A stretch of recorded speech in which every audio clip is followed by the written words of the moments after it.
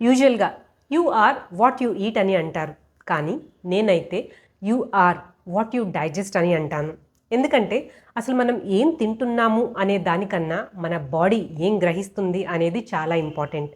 ఈ విషయంలో gut health అనేది చాలా అవసరం.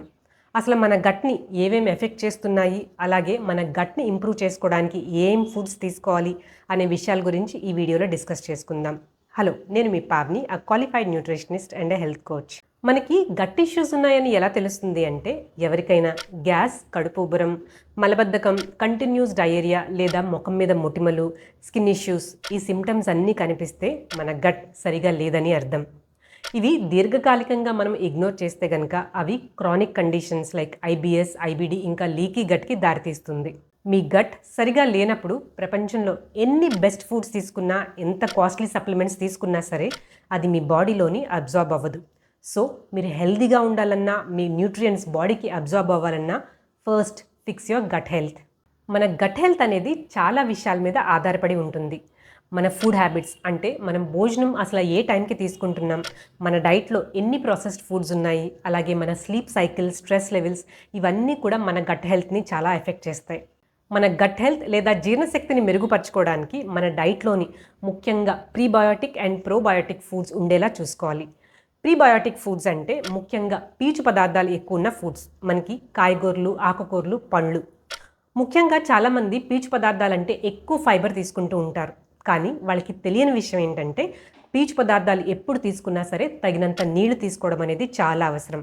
అందుకే high fibre intake is always equal to high water intake. మన గట్లోని మంచి బ్యాక్టీరియాని పెంచుకోవాలంటే మనం ప్రోబయోటిక్ ఫుడ్స్ అనేవి తీసుకోవాలి.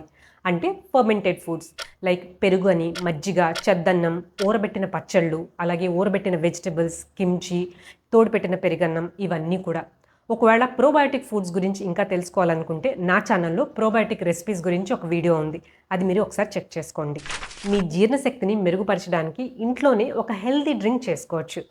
ఒక 1/2 లీటర్ నీళ్ళల్లోని 1 స్పూన్ జీలకర్ర, 1 స్పూన్ సోంఫ్, అలాగే 1 స్పూన్ ధనియాలు వేసి కొద్దిగా మరిగించి ఈ నీళ్ళని రోజంతా తీసుకుంటూ ఉండండి.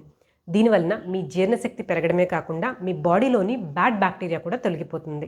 మీకు డైజెస్టివ్ ఇష్యూస్ ఏమీ లేకుండా ఉండాలన్నా, మీ గట్ హెల్త్ ఇంప్రూవ్ అవ్వాలన్నా మీ డైట్లోంచి కొన్ని ఫుడ్స్ని కంప్లీట్గా తీసేయండి. ఫర్ ఎగ్జాంపుల్, ప్రాసెస్డ్ ఫుడ్స్ అని, ప్యాక్ ఫుడ్స్లోని ఈ ఎమ్ఎల్సిఫైయర్స్, ఆర్టిఫిషియల్ కలర్స్ ఇంకా యాడిటివ్స్ ఉంటూ ఉంటాయి. ఈ ఎమ్ఎల్సిఫైయర్స్ ముఖ్యంగా మనకి ఐస్ క్రీమ్స్, సాసెస్ ఇంకా మయోనైజ్లో ఉంటుంది. ఎమ్ఎల్సిఫైయర్స్ అనేవి మనకి బాడీలోని ఒక డిష్ వాషింగ్ లిక్విడ్లా పనిచేస్తాయి. బ్యాడ్ బ్యాక్టీరియాతో పాటు గుడ్ బ్యాక్టీరియాను కూడా తుడుచుకుని వెళ్ళిపోతాయి. సో మీ గట్ హెల్త్ బాగుండాలంటే మెయిన్ ఈ ప్యాక్డ్ అండ్ ప్రాసెస్డ్ ఫుడ్స్ని అవాయిడ్ చేసేయండి. అసలు మన గట్ మైక్రోబయోమ్ ఇంబ్యాలెన్స్ అవ్వడానికి మెయిన్ కల్ప్రిట్ ఎవరో తెలుసా? మన స్వీట్ షుగర్. అసలు మన డైట్లో ఏదైనా ఒక ఫుడ్ ఐటెం తీసేయాలి అంటే నేను చెప్పేది షుగర్.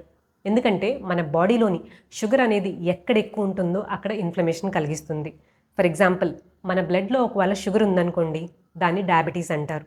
మన బ్రెయిన్లో ఉంటే దాన్ని డెమెన్షియా అంటారు. ఒకవేళ అది మన జాయింట్స్లో ఉంటే దాన్ని ఆర్థరైటిస్ అని, లివర్లో ఉంటే ఫ్యాటీ లివర్ అని, ఇలా చెప్పుకుంటూ పోతే ఎక్కడ షుగర్ అక్యుములేట్ అవుతుందో అక్కడ ఇన్ఫ్లమేషన్ ఉంటుంది.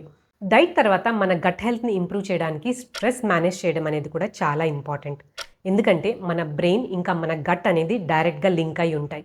అందుకే గట్ బ్రెయిన్ యాక్సెస్ అని అంటారు. మనం స్ట్రెస్లో ఉన్నప్పుడు మన ఫుడ్ కూడా సరిగా డైజెస్ట్ అవ్వదు. ఒక్కొక్కసారి మన బాడీలోని హ్యాపీ హార్మోన్స్ అయిన సెరోటోనిన్ అనేది 95% మన గట్లోనే ప్రొడ్యూస్ అవుతుంది. సో మీ గట్ హెల్త్ బాగుండాలంటే స్ట్రెస్ని మేనేజ్ చేసుకోవడానికి ట్రై చేయండి. మన గట్ మైక్రోబయోమ్ ఇంబ్యాలెన్స్ అవడానికి ఇంకొక మోస్ట్ అండర్ రేటెడ్ ఫ్యాక్టర్ వచ్చి స్లీప్. చాలామంది నిద్రని అశ్రద్ధ చేస్తూ ఉంటారు, కానీ మన బాడీకి అవసరమైన most important hormones and enzymes అనేవి మనకి నిద్రలోనే ప్రొడ్యూస్ అవుతూ ఉంటాయి. సో మీ గట్ హెల్త్ ఫిక్స్ చేసుకోవాలంటే ఫస్ట్ మీ స్లీప్ అండ్ వేకప్ సైకిల్ని ఫిక్స్ చేసుకోండి.